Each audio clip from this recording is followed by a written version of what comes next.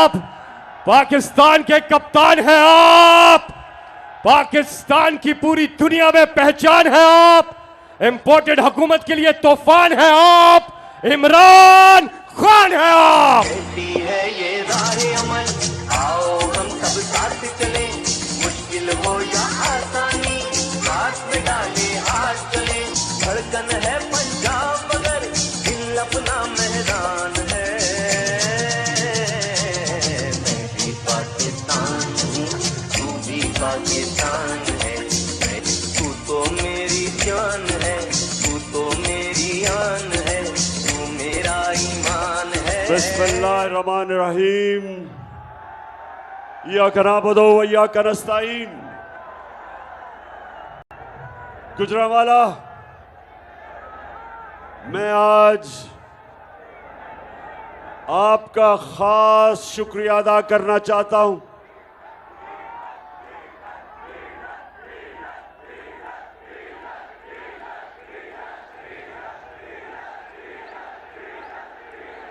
मैं जब आज रास्ते में कई घंटे गाड़ी में बैठ के, क्योंकि जहाज में आ नहीं सका तो गाड़ी से आ रहा था, तो मैं शाह महमूद कुरैशी को कह रहा था कि एक दफा अभी 2 महीने पहले गुजरांवाला ने ये पूरा स्टेडियम भर दिया था, तो शायद इस बारी गुजरांवाला ये स्टेडियम ना भर सके। तो इसलिए आज आप सबको देख के मैं आज खास आपको सलाम भी करता हूं, आपका शुक्रिया अदा करता हूं। अच्छा, अब आईएसएफ, पहले तो मैं आईएसएफ वो जरा जो आईएसएफ के बैनर्स हैं वो नीचे कर दें, क्योंकि मैंने अभी वीडियोस दिखानी है अपनी कौम को, और इसलिए भी कि आईएसएफ अभी मुझे तुम्हारी बड़ी जरूरत हो पड़ेगी। जो बातें मैं अभी करने लगा हूं और जो मैं अपनी कौम से आखिर में जो कौम की तैयारी करवा रहा हूं, मुझे इस कौम के नौजवानों की बहुत जरूरत पड़ेगी हकीकी आजादी के लिए। तो ये बैनर बंद कर दो ताकि लोग पीछे से देख सकें, क्योंकि मैंने तुम्हें देख लिया आईएसएफ। अच्छा जी, गुजरांवाला, गुजरांवाला, यहां मैं हर किस्म के लोग देख रहा हूं, नौजवान, ज्यादातर नौजवान, लेकिन जिस तादाद में ख्वातीन देख रहा हूं, मैं अल्लाह का खास तौर पर शुक्र अदा कर रहा हूं कि अल्लाह तूने मेरी कौम को जगा दिया,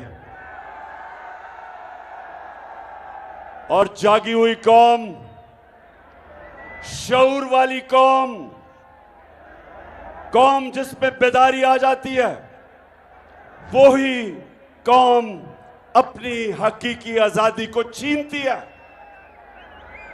और वही कौम जो हकीकी तौर पे आजाद होती है, वही कौम ऊपर जाती है, उसी कौम की परवाज ऊंची होती है। तो गुजरांवाला, आज मैंने आपसे कई बातें करनी है, लेकिन सबसे पहले मैं अपनी कौम को 4 चीजें हैं जो इंसान को, कौम को हकीकी तौर पे आजाद करती है। 4 चीजें। तो गुजरांवाला, मैं नौजवानों, खास तौर पे आपके लिए, क्योंकि मैं, अल्लाह ने मौका दिया मुझे दुनिया में सफर करने का, हर किस्म के मुल्क मैंने देखा, दुनिया के माशरे मैंने देखे, लेकिन एक चीज मैंने देखी कि कभी भी कोई कौम, कभी भी कोई कौम उसकी परवाज ऊपर नहीं जा सकती जब तक वो गुलामी की जंजीरें नहीं तोड़ती। और मेरी पूरी कोशिश है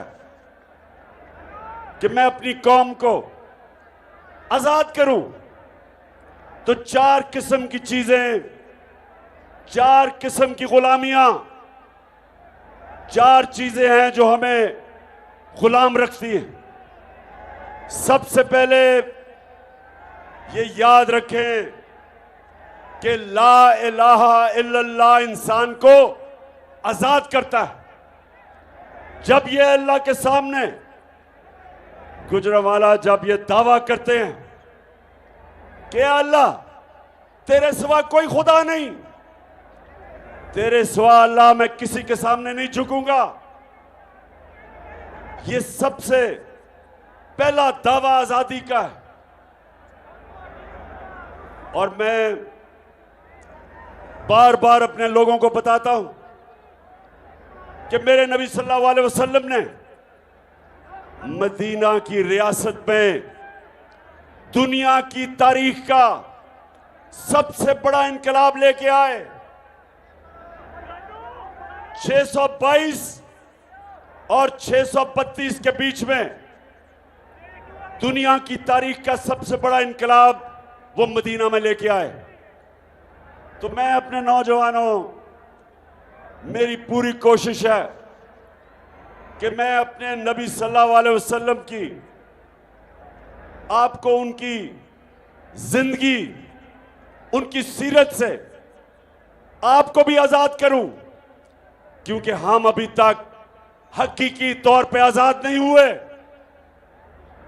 अंग्रेज की गुलामी से तो कायदे आजम ने हमें आजाद कर दिया, लेकिन जो मौजूदा चार किस्म की गुलामी है, मेरी पूरी कोशिश है कि मैं अपनी कौम को आजाद करूं। तो सबसे पहली गुलामी, मेरे नौजवानों और मेरी बहनों, खास तौर पे मैं चाहता हूं, जिस तरह मेरी वालदा ने बचपन से मुझे बताया, मैं जब हमेशा मुझे याद था कि मेरी वालदा मुझे बताती थी कि तुम्हें नहीं अंदाजा कि गुलामी क्या होती है। हमने अंग्रेज की गुलामी देखी है, और बचपन से वो मुझे बताती थी, और कितने फख्र से बताती थी कि आप एक आजाद मुल्क में पैदा हुए। तो जो सबसे बड़ी और बुरी गुलामी वो तो है कि आपके ऊपर कोई और मुल्क कब्जा कर ले और आपको गुलाम बना दे, जो अंग्रेज ने हमें बनाया, उससे हम आजाद हो गए। लेकिन जो दूसरी गुलामी वो क्या है कि वो एक दूसरा मुल्क आपको फतह किए बगैर गुलाम बना देता है, वो आपको रिमोट कंट्रोल करता है। कहते आप आजाद हैं, लेकिन हुक्म बाहर से सुनते हैं। बाहर के मुल्कों की गुलामी करनी मेरी नजर में उतनी बुरी गुलामी है जितना आपके ऊपर कोई फतह करके आपको गुलाम रखे। गुजरांवाला जो मुझे हटाया गया वो इसलिए कि मैं तैयार नहीं था कि किसी और मुल्क से डिक्टेशन लूं, किसी और मुल्क मुझे हुक्म करे कि जनाब आप रूस से सस्ता तेल नहीं खरीद सकते, हिंदुस्तान खरीद सकता है। वो भी हमारे साथ आजाद हुआ था। हिंदुस्तान अपने लोगों के लिए 40% कम कीमत पे तेल खरीद रहा है रूस से। लेकिन ये जो इंपोर्टेड हुकूमत है, हमने बात भी की थी रूस से, प्रेसिडेंट पुतिन से मेरी बात हुई। मैंने उससे बताया कि दुनिया में आलमी तेल की कीमत इतनी ऊंची है, और ये जो जंग हो रही है यूक्रेन के साथ, उससे और ऊपर चली जाएगी। तो हमारे तो 10 करोड़ लोग हैं, 5 करोड़ गुर्बत की लकीर से नीचे, और 5 करोड़ ऐसे लोग जब कीमतें ऊपर जाती हैं वो भी नीचे चले जाते हैं गुर्बत के, 2 वक्त की रोटी नहीं खा सकते। तो हमें सस्ता तेल चाहिए। और दूसरा, गंदम, जो 20 लाख टन हमने गंदम खरीदी थी, मैंने उससे कहा कि हमें हमें डिस्काउंट पे गुंदम चाहिए ताकि हम अपने लोगों को सस्ता अनाज बेच सके। दोनों मान गया, वापस आया,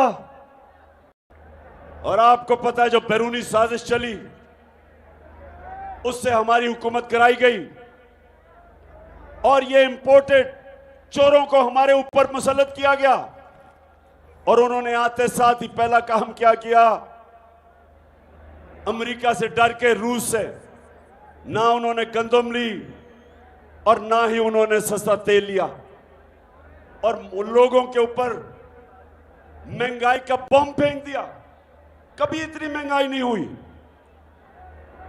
और फिर एक तरफ महंगाई और दूसरी तरफ हमारा जो वजीर आजम, क्राइम मिनिस्टर जेरी ब्लॉसम,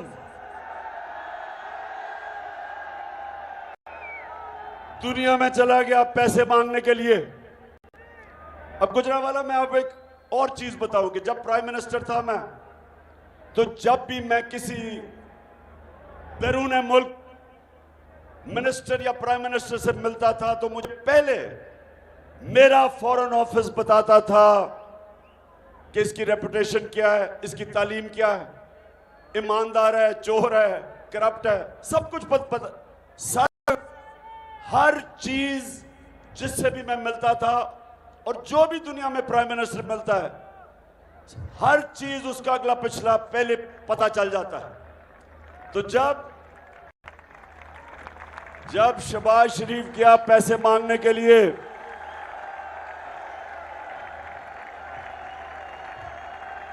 जब शहबाज शरीफ गया पैसे मांगने के लिए, तो जरा ये बताएं कि क्या कहा उसने वापस आके।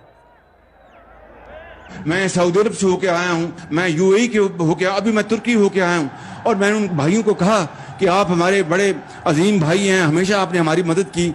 और मैंने यही कहा, जब मैं आया हूँ तो आप समझेंगे शायद ये मांगने आया है। मैं मांगने नहीं आया, लेकिन मजबूरी है। जिस तरह माजी में 75 साल में आपने हमारा हाथ बटाया है, कुछ अर्सा आप हाथ बटा। मैंने कहा मैं वादा करता हूं कि इंशाअल्लाह हम पूरी कौम हम मिलकर दिन रात मेहनत करेंगे, पसीना कराएंगे, अपने पांव पे खड़े होंगे। गुजरांवाला, ये इस चीज के खिलाफ, इससे डर के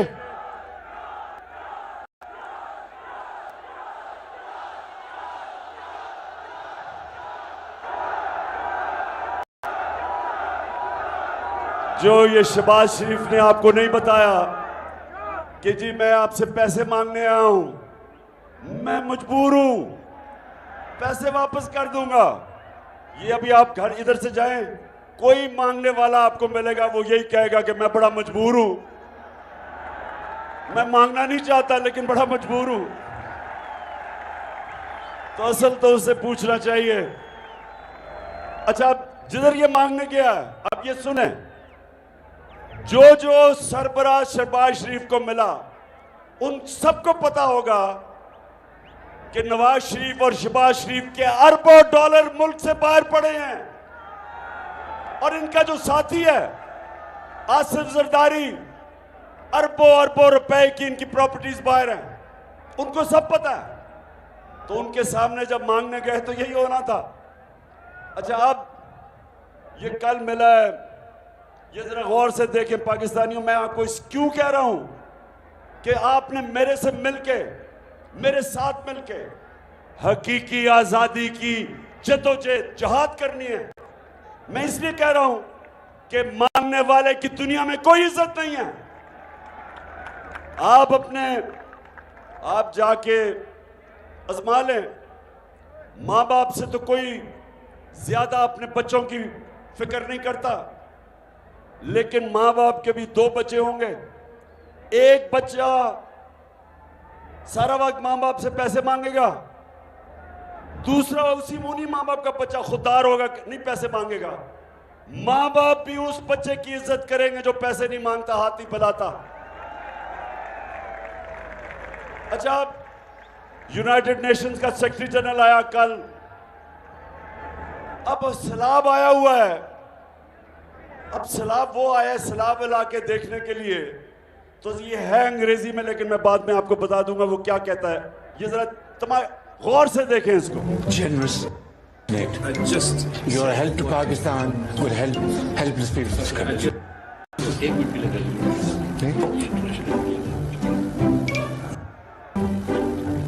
Well, I told you that great human being, Sikh General, today language which is not only understood by the people of Pakistan, रुको जरा, सबर करो। but by all those who have a human heart, What? Bro, what are you talking about, man? who are compassionate. आगे वो and तो दिखाओ उसका।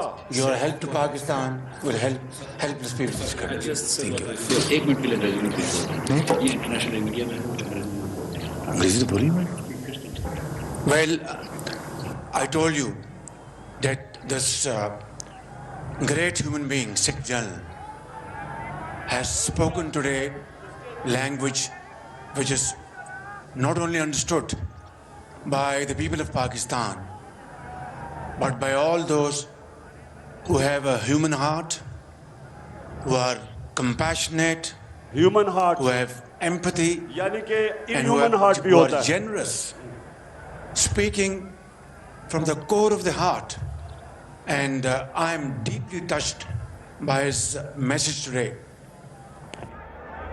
Today, this is my first meeting with him, but after having met him, it seems that we have been together for many years. Thank you very much, General Secretary. And I assure you, whatever support we get from your institution and through your institution, I give you my word of honor, along with all these ladies and gentlemen sitting on this table, ministers, general officers, government officials, ladies and gentlemen, that every penny we get from you or from wherever, we will spend it most transparently and in the interest of the suffering humanity. सुने आप ये जरा, ये सुने जरा, ये मैं इसलिए आपको ये दिखाया है, थोड़ा सा लंबा था, छोटा करना चाहिए था। यूनाइटेड नेशंस के सेक्रेटरी जनरल को कह रहे कि जी जो भी आप पैसा देंगे हमें, वो आया सैलाब देखने के लिए, उससे पैसे मांगने शुरू हो गया। जो भी पैसे देंगे आप जो पैसे देंगे, हम आपको शोर करते हैं कि हम बड़ी ईमानदारी से खर्च करेंगे। उसको कह रहा है कि जो भी पैसे देंगे, मैं और मेरे वजीर कह रहे हैं कि हम बड़ी ईमानदारी से पैसा खर्च करेंगे। और शहबाज शरीफ उसको पहले ही पता है कि 60% आपके वजीर जमानत पे हैं, करप्शन के केसेस हैं उन पे। उसको यह पता है कि तुम और तुम्हारे बेटों को 16 अरब रुपए का अपने FIA का केस है कि पाकिस्तानी अवाम पे डाका मारा है। तो उसको कह रहे हैं कि फिक्र ना करो, आप जो पैसे देंगे हम बड़ी ईमानदारी से खर्च करेंगे। मैं ये आपको इसलिए दिखा रहा हूं मेरे पाकिस्तानियों कि कभी इस तरह के लोग होंगे आपके मुल्क के ऊपर बैठे होंगे, अपना पैसा चोरी करके मुल्क से बाहर, और दूसरों से भीख मांग रहे हैं कि जी हमें पैसा चाहिए। कभी हरे पासपोर्ट की कभी इज्जत नहीं होगी। 22 करोड़ लोग ऐसे दुनिया भर देखेगी जैसे हम बेकारी हैं, और ये कंट्रोल करेंगे हमें। वो जो हुक्म करेंगे, जिनसे ये पैसे मांगते हैं, वो कोई ऐसा पैसा नहीं देता जब तक वो आपसे, जिस तरह हमने 80,000 पाकिस्तानियों की जानें कुर्बान की अमेरिका की जंग लड़के, जंग अमेरिका की, उनके 3,000 से भी कम लोग मरे 9/11 में, 9/11 में। 80,000 पाकिस्तानी उनकी जंग लड़ते हुए मर गए, इसलिए कि इस तरह के हुक्मरान जो बाहर से प्रेशर आता है उनके सामने लेट जाते हैं और अपने लोगों का खून चूसते हैं और पैसा चोरी करके मुल्क से बाहर बड़े बड़े वहां महल्लात में रहते हैं। और इनको इस तरह के लोगों को हमारे ऊपर मुसल्लत इसलिए किया गया कि इनके क्योंकि पैसे बाहर पड़े हैं, जो इनको बाहर से हुक्म मिलेगा वो ये करेंगे। वो आपकी बेहतरी नहीं सोचेंगे कि रूस से हम सस्ता तेल लेके अपनी कौम को सस्ता पेट्रोल और डीजल दें। वो ये देखेंगे कि पैसे मेरे बाहर पड़े हैं, जब चाहिए जब्त कर सकते हैं। इसलिए जो वो वहां का हुक्म आता है उनसे एड भी लेंगे और अपने कौम को इस्तेमाल होने देंगे। और यही वजह है कि पाकिस्तान अपने पैर पे नहीं खड़ा हो सका। हमें अपने मुल्क में इस्लाहत की जरूरत थी। हमें अपने मुल्क में अपने लोगों पे पैसा खर्च करना था। हमें अपने तालीमी निज़ाम ठीक करना था, लोगों की सेहत उसको देखना था। हमने अपने मुल्क में एक ऐसा इंसाफ का निज़ाम पैदा करना था ताकि सरमायाकारी हो, ताकि इन्वेस्टमेंट आए, ताकि नौकरियां मिले, खुशहाली आए। लेकिन उसके बजाय बाहर से भीख मांगो, अपने लोगों को लूटो और दूसरों की गुलामी करो। जब जुल्मों सितम के कोहे गरा रूई की तरह उड़ जाएंगे।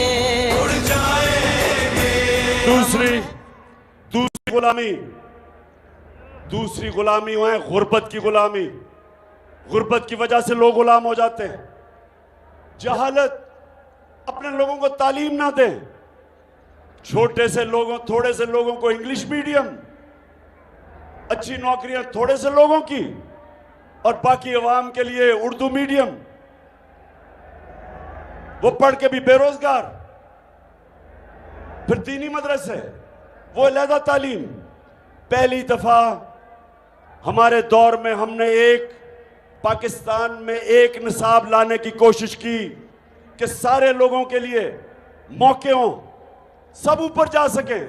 और वो तब होंगे जब एक निसाब होगा। और अब तक पहली दफा किसी हुकूमत ने कोशिश की थी। दूसरी चीज, हमने एहसास प्रोग्राम लेके आए। हम पहली दफा पाकिस्तान की तारीख में हेल्थ कार्ड लेके आए, हेल्थ इंश्योरेंस। 10 लाख रुपया हर खानदान के लिए कि किसी भी अस्पताल में जाके इलाज करवा सकते थे।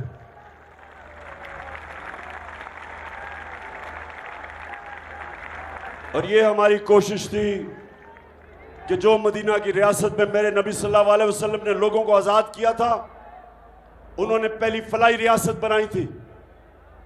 उन्होंने रियासत ने जिम्मेदारी ली थी अपने कमज़ोर तबके की। आज यूरोप जाएं तो यूरोप में आज आपको फलाई रियासत मिलेगी। मुसलमान दुनिया में बहुत कम है, जबकि दुनिया की तारीख में पहली दफा मदीना की रियासत बनी थी फलाई। तीसरी चीज ज़हनी आजादी, अंदरूनी आजादी। ये 4 किस्म के नौजवानों याद रखें, कभी कोई इंसान बड़ा इंसान नहीं बन सकता जब तक वो आजाद नहीं होता। जिसको इलामा इकबाल ने कहा कि इकबाल का शाहीन होता ही है जो आजाद होता है, तभी वो ऊपर जाता है, तभी उसकी परवाज बाकियों से ऊपर होती है, क्योंकि जंजीरें तोड़ रहता है। और जंजीरें टूटती हैं ला इलाहा इल्लल्लाह से। वो आजाद करता है इंसान को।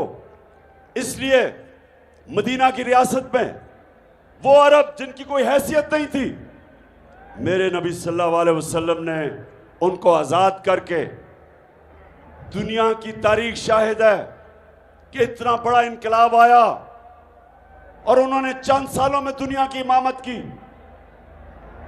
कुरान में अल्लाह कहता है कि मैं कभी किसी कौम की हालत नहीं बदलता जब तक वो कौम खुद अपनी हालत बदलने की कोशिश ना करे। तो अंदरूनी हालत, मेरे नबी सल्लल्लाहु अलैहि वसल्लम ने इंसानों को कैसे आजाद किया? उन्होंने सबसे पहले खौफ का बुत तोड़ा। ये खौफ का बुत एक बड़े इंसान को छोटा इंसान बना देता है। आज तक मैं कोई किसी खिलाड़ी को नहीं मिला, मैं 20 साल दुनिया में खेला, जो भी खिलाड़ी ने बड़ा ऊपर गया उसने सबसे पहले अपने खौफ के ऊपर काबू पाया। जो खिलाड़ी हारने से डरता था, जो बैट्समैन गेंद लगने से डरता था, जो बॉलर फेंटा खाने से डरता था, यानी कि जब मार पड़ती थी, वो कभी ऊपर नहीं जाते थे। जो दुनिया में सबसे पहला आदमी जिसने सबसे ऊंचा पहाड़ माउंट एवरेस्ट पे चढ़ा था,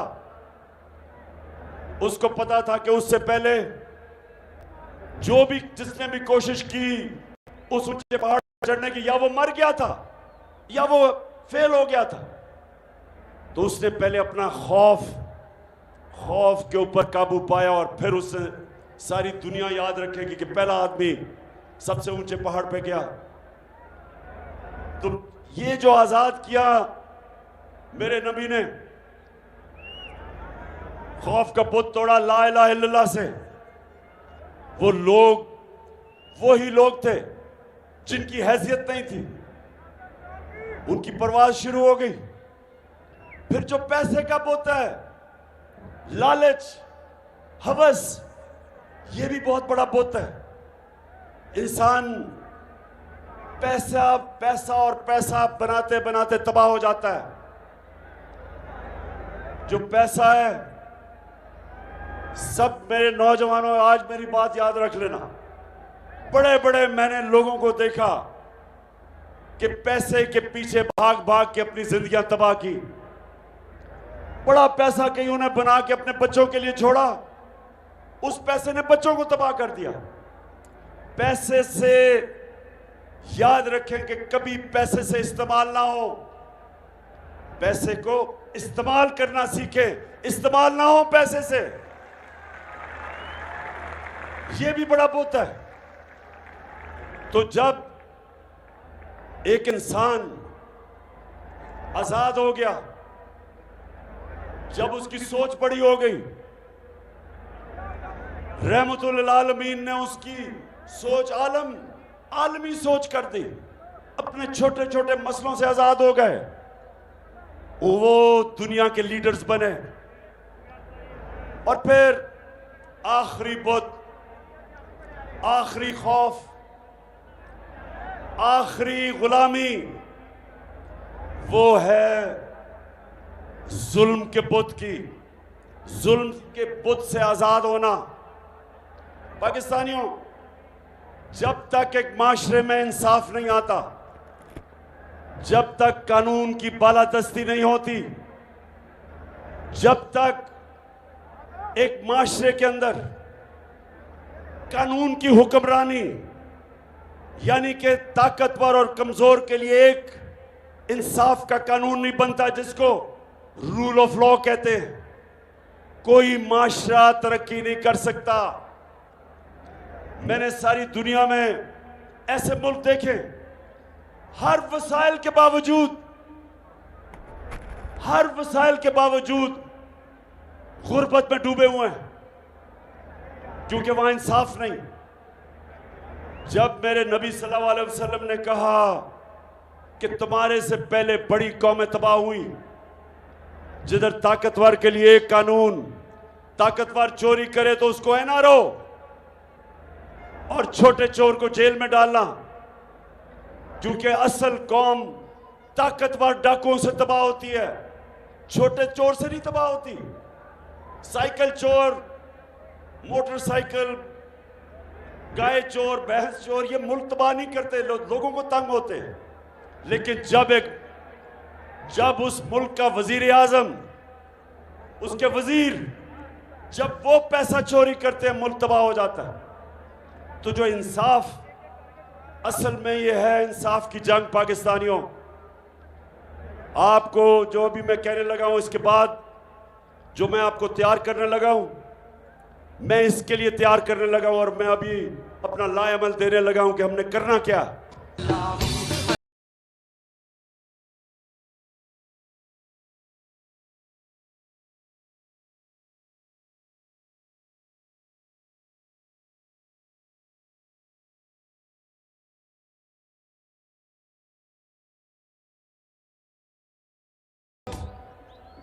ये जो इंपोर्टेड हुकूमत है, जब से ये इक़्तिदार में आए, इनकी ये कोशिश थी कि ये तहरीक इंसाफ को ख़त्म करें और अब हम हमेशा के लिए ऊपर बैठ जाएंगे और हमारे बाद हमारे बच्चे, सारों ने अपने बच्चे तैयार किए हुए हैं बारियों के लिए कि जिस तरह हम भेड़ बकरियां हैं, एक जाएगा तो बच्चा आ जाएगा और बच्चे भी फिटे हुए बच्चे चोरी के पैसे के ऊपर। तो मैंने पहले इन्होंने समझा कि लोग तो मिठाइयां बांटेंगे, पाकिस्तानी कौम सड़कों पे आ गई। कभी इस तरह पब्लिक किसी गवर्नमेंट के जाने के बाद इस मुल्क की तारीख में कभी अवाम ऐसे सड़कों पे नहीं निकली। उसके बाद इन्होंने हमारे ऊपर तशद्दुद किया। 25 मई को हमारे ऊपर केसेस किए, हजारों लोगों को जेलों में डाला। पुरअमन एहतजाज के ऊपर इन्होंने टीयर गैस शेलिंग की। औरतें बच्चे थे, समझा कि ये डर जाएंगे। कहा जी ये तो मम्मी डैडी हैं, ये तो वो लोग हैं जो कि किसी किस्म का प्रेशर बर्दाश्त नहीं करेंगे तो हाथ खड़े कर देंगे। वो भी ना हुआ। फिर लोग निकला है हर जलसे में, जिस तरह आज आप आए। 6 महीने से मैं जलसे कर रहा हूं और एक से एक बड़ा जलसा हो रहा है और कौम निकल रही है ऐसे बेदार। कौम समझ गई, शऊर है कौम में। फिर इन्होंने इलेक्शन करवाया। 17 जुलाई को पाकिस्तान पंजाब में 20 बाय इलेक्शन हुए। इलेक्शन कमीशन अपने साथ, इनके साथ एक बददियानतदार इलेक्शन कमीशन ने मिलकर पूरी कोशिश की इनको जिताने की। इंतजामिया तब इनके साथ थी। मिस्टर एक्स ने पूरी मदद की। सबके बावजूद हार गए, इलेक्शन हार गए। उसके बाद ये क्या कर रहे हैं? अब इनकी कोशिश है किसी तरह इमरान खान को मैच से डिस्क्वालीफाई किया जाए कि खेले ही ना। इसको किसी तरह नाअहल किया जाए, इसके ऊपर केसेस करो। हर किस्म के मेरे ऊपर केसेस किए। तौहीन मजहब का केस कर दिया। मदीना के अंदर ये शहबाज शरीफ और इसके वजीर गए। 27वीं रमजान थी, हम यहां शब दुआ कर रहे थे तो पता चला इनको वहां चोर चोर की आवाजें लग गई। मदीना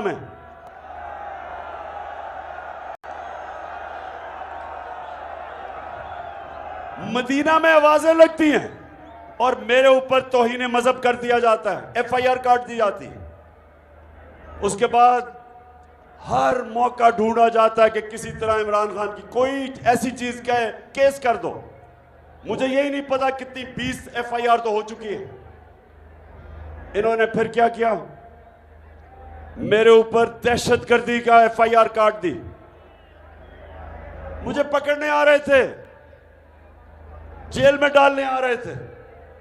और मैं आप सबको बताऊं, मैं तैयार बैठा था, बैग अपना मैंने पैक किया हुआ था, जेल के लिए मैं तैयार था।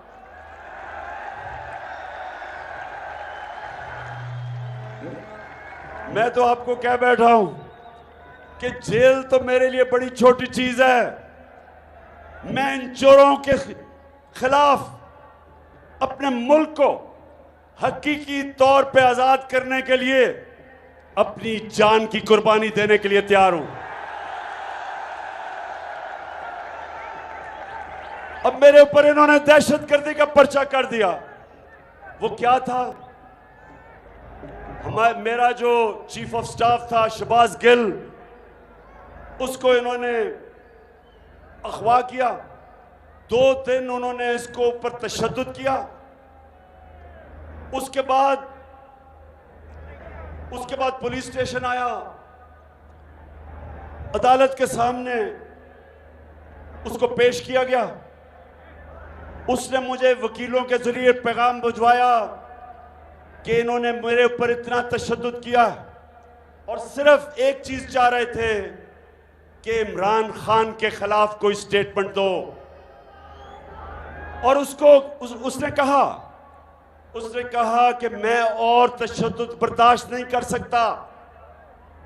उसने कहा कि इन्होंने मुझे नंगा करके मेरे ऊपर तशद्दुद किया।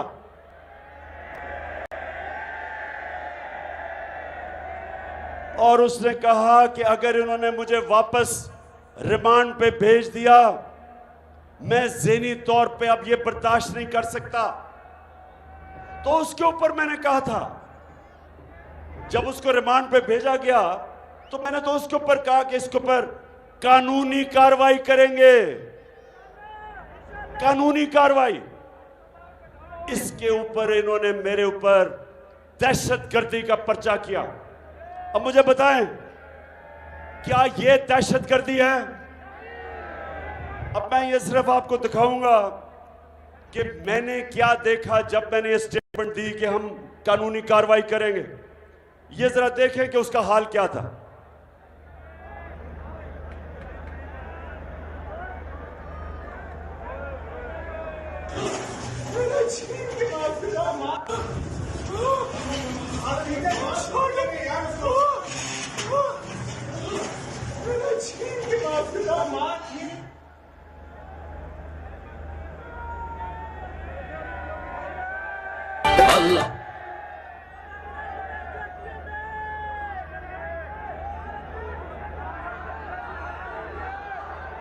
शहबाज गिल, आप ये बताएं कि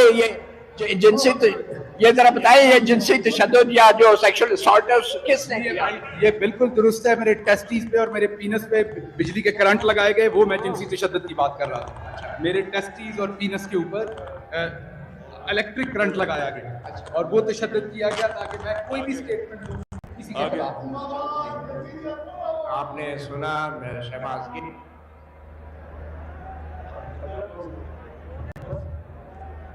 बस ये मैं आपको ये जरा गौर से, इसलिए मैंने आपको यह दिखाया, बस करो, मैंने आपको इसलिए दिखाया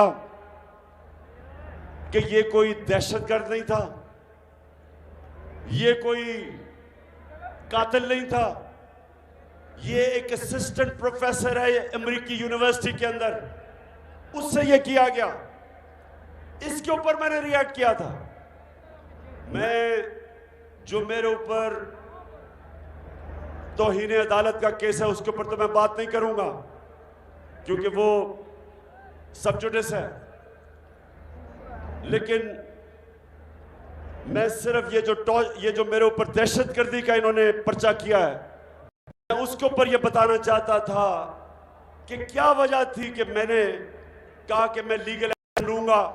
इस वजह से मैंने जब इसके ये हाल देखा, पैगाम मुझे भेज रहा है कि किस तरह का तशद्दुद किया, जिनसी तशद्दुद किया, तो उसके बाद मैं क्या कहता?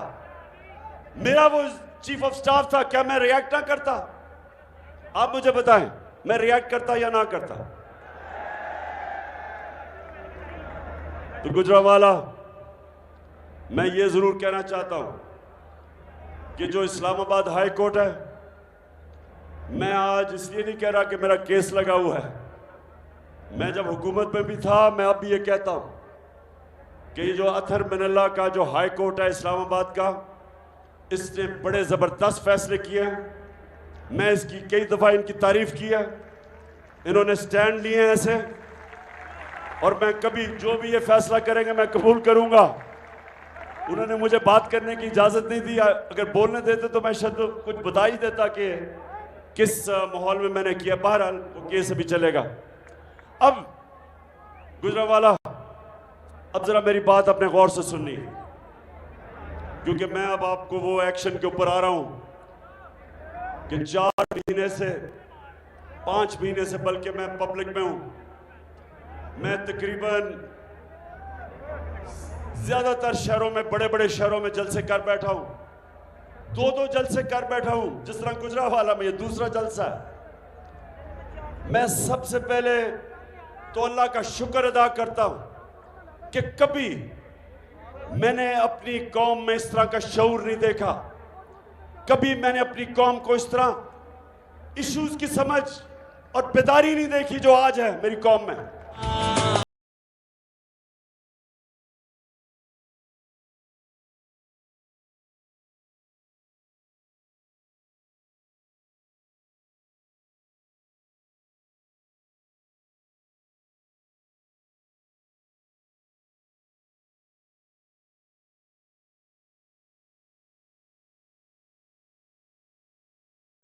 गुजरांवाला, हमारी हुकूमत जब हटाई तो पाकिस्तान की 17 साल के बाद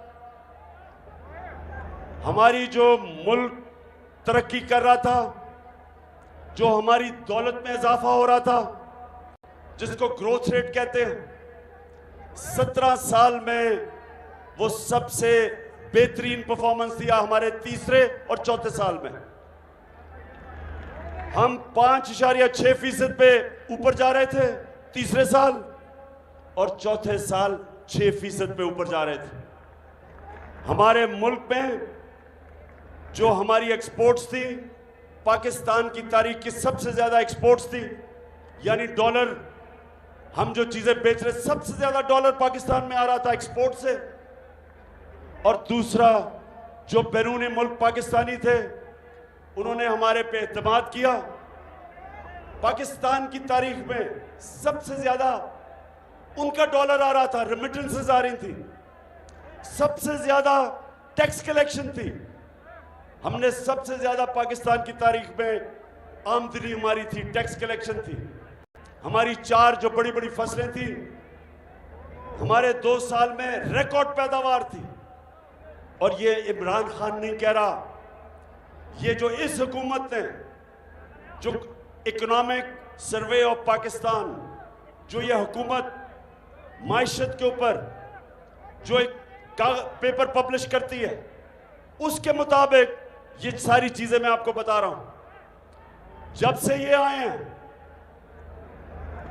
पाकिस्तानियों, जब से ये आए हैं, सबसे पहले तो इन्होंने बिजली और पेट्रोल और डीजल की कीमत आसमानों पे चढ़ा दी। हम जब इक़्तिदार में थे, सुन ले, मुझे पता है डीजल,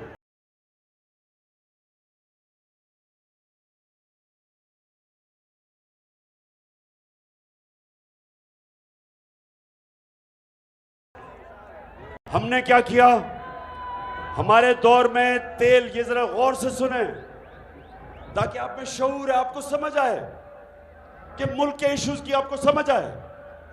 हम जब इक़्तिदार में थे,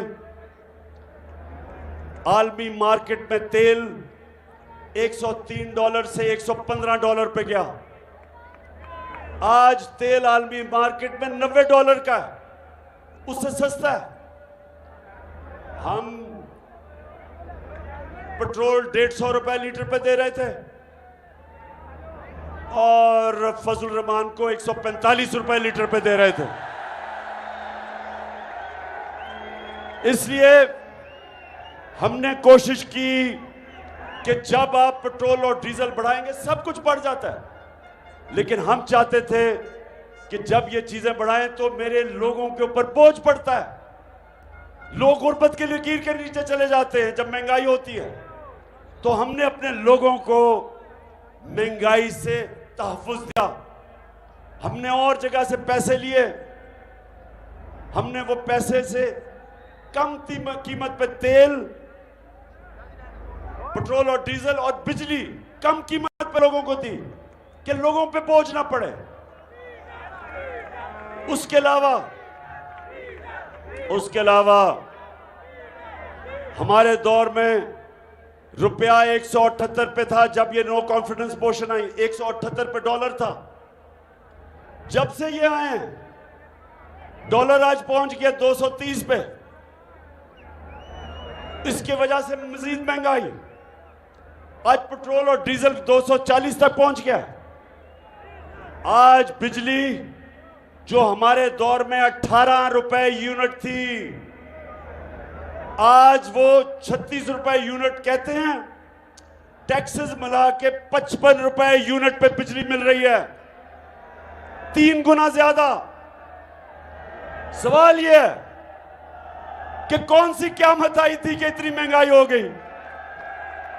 क्या हुआ था कि इतनी चीजें महंगी कर दी? जब इन्होंने सारी कैंपेन 3.5 साल हमारे खिलाफ सिर्फ एक चीज पे की, महंगाई। सारा वक्त महंगाई का शोर। और मैं आज वो मीडिया हाउसेस, वो सहाफी, वो लिफाफे वाले, मैं सबसे पूछता हूं कि आज आपको क्यों नहीं महंगाई नजर आ रही? आज क्यों नहीं आप लोगों के पास जाके पूछ रहे कि जी बिजली का बिल आप दे सकते हैं, या आप क्यों नहीं पूछ रहे? आटा हमारे जमाने में 50 रुपए किलो था, आज तकरीबन 100 रुपए पे पहुंच गया किलो, दुगना हो गया आटा। तो 4 महीने में कौन सी इतनी बड़ी क़यामत आई कि कीमतें आसमानों पे चली गई और मायशत तेजी से नीचे जा रही है। आईएमएफ आज ये कहता है कि पाकिस्तान में अभी बिजली की कीमत मजीद और बढ़ेगी। आईएमएफ कह रहे हैं कि मायशत सुकड़ती जा रही है, जो हमारे जमाने में बढ़ रही थी वो कम होती जा रही है। आईएमएफ कह रहा है कि पाकिस्तान श्रीलंका की तरफ जा रहा है, सड़कों पे इंतशार होने जा रहा है।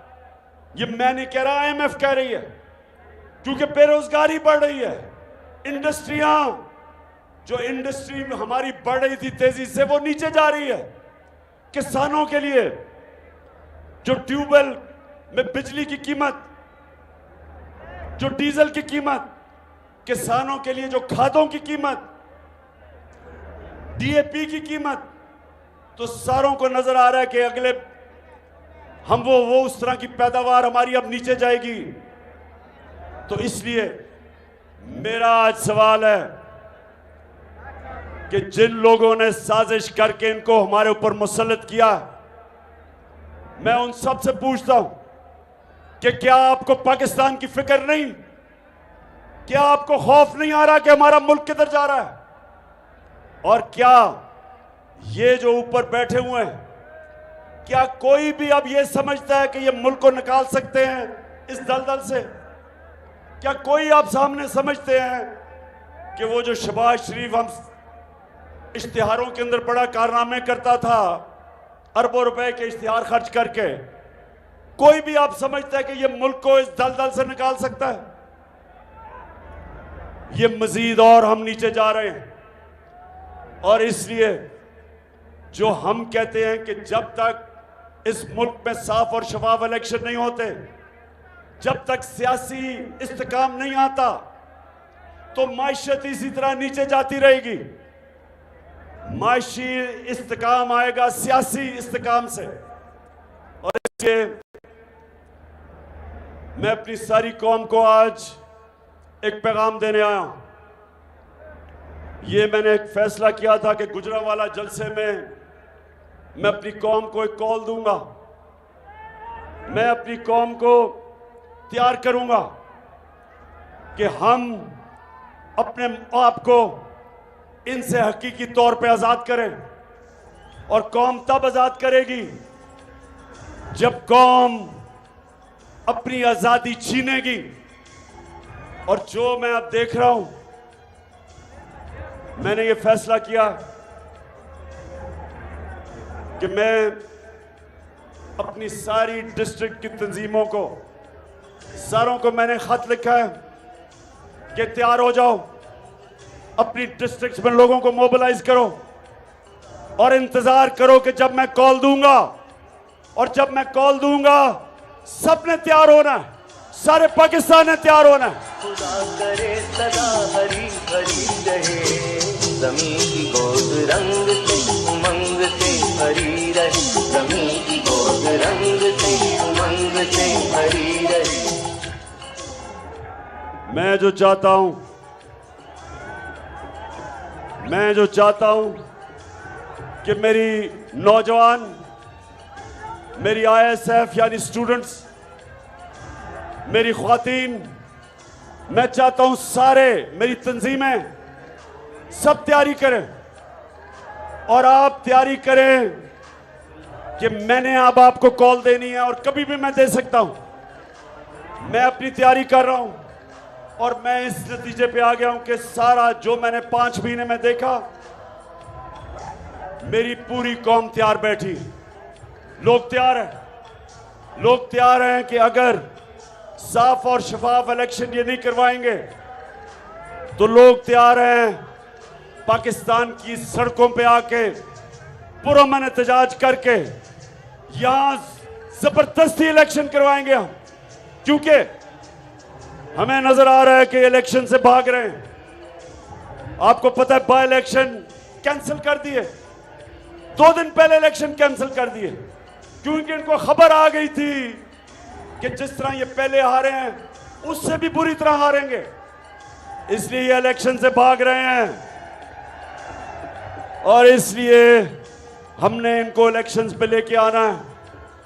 तो मैं अपनी सारी आज पार्टी को तैयार कर रहा हूं, सारी मेरी पार्टी तैयार हो जाओ।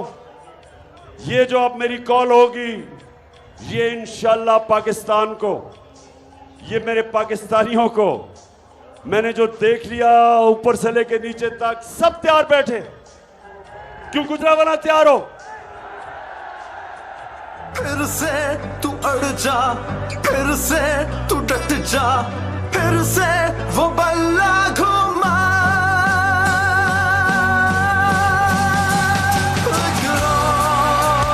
कदम बढ़ा, फिर से वो लम्हा दोहरा जब जीत के आया था, फिर से वतन को जिता। एक और कदम बढ़ा।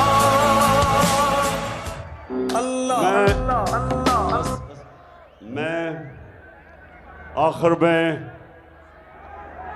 उन लोगों से बात करना चाहता हूं जिनके पास पावर है, अपने मुल्क की एस्टेब्लिशमेंट से सवाल करना चाहता हूं कि जिस तरह हमारा मुल्क ये इंपोर्टेड हुकूमत तेजी से नीचे लेके जा रही है, जिस तरह जब से ये आए हैं लोगों की जिंदगी अजाब में, महंगाई में और माइशत जिस तरह नीचे जा रही है, और जो IMF की रिपोर्ट है, मुझे पता है कि आप कहते हैं वो आप न्यूट्रल है, लेकिन कौम आपको जिम्मेदार ठहराएगी अगर ये मुल्क इसी तरह नीचे जाता रहा। कौम आपको जिम्मेदार ठहराएगी कि आप रोक सकते थे इस मुल्क को इस दलदल में फंसने की, और आपने कुछ नहीं किया। ये कौम आपको जिम्मेदार ठहराएगी अगर हमारी माइशत नीचे गई, वो डायरेक्टली हमारी नेशनल सिक्योरिटी को असरअंदाज होगी, क्योंकि जैसे जैसे माइशत नीचे जा रही है हम और मजबूर होते जा रहे हैं बैरूनी ताकत के। जो भी अब पैसा देगा, जो भी पैसा देगा वो हमारे से वो चीज मांगेंगे जो हमारी नेशनल सिक्योरिटी को असरअंदाज होगी। तो इसलिए अभी भी टाइम है, इस मुल्क को नीचे जाने से बचाएं। और मैं आज आप सारी कौम के सामने कह रहा हूं कि जो इस मुल्क को इंशाल्लाह हमें अगर जब भी अल्लाह मौका देगा, मैं आज आपको कह रहा हूं कि अब कोई दूसरा मुल्क पाकिस्तान को इस दलदल से नहीं बचाएगा। जो हमें इस दलदल से निकालेंगे वो 1 करोड़ हमारे बैरून मुल्क पाकिस्तानी हैं, वो हमारा जो बाहर पाकिस्तानी बैठा है, इंशाअल्लाह इनको सिर्फ रेमिटेंस आ रही है।